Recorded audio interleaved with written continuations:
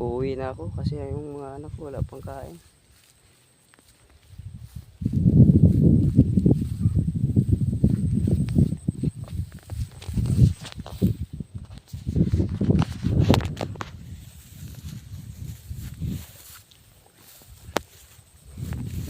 Uwi na tayo mga idol.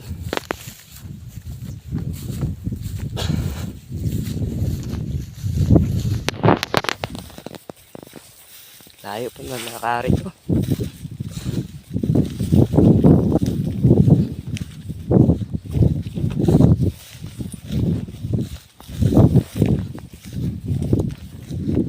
Sa tabi ko. Yung katabi ko, maganda yung pala niya.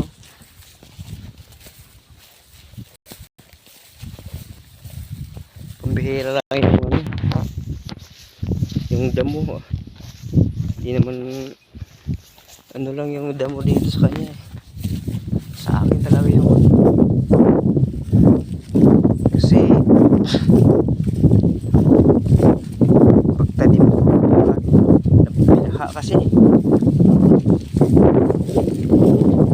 nakalong tawag. Pero kahit ganun may mga makukuha dun. Sigad lang bahala. Basta ko tatapuin ko lang ng umaas.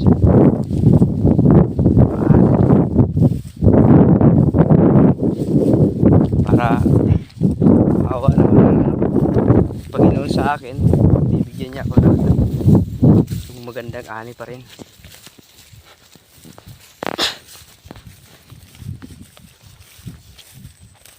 Bawat ano kasi ng farmer, hindi mo masasabi kung maganda ba yung kalalabasan ng ano yung pananim. Minsan kasi ano, minsan yung tanim natin ano ng mga ano piste. Ayun, English na naman tayo. Sabihin na natin failure. Pero kahit pa paano libre ka na pagkain. Saka makabayad ka rin naman ng utang. Yung pang finance. Yun lang ang importante doon. Mabayaran mo yung financing mo. Financing.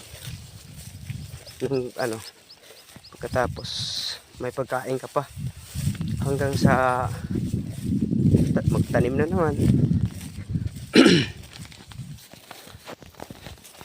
Yun lang talagang buhay ng mga farmer. Mahirap.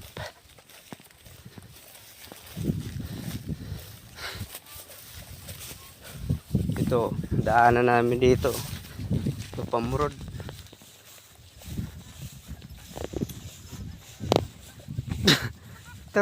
Ito maraming sagbot yung ano mo, palay mo.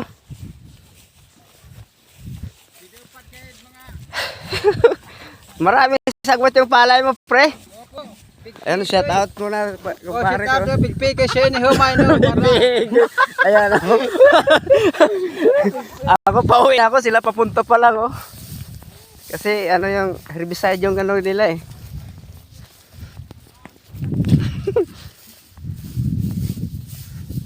Ganyan lang mga farmer, pag ano lang, kahit nahihirapan tawa pa rin.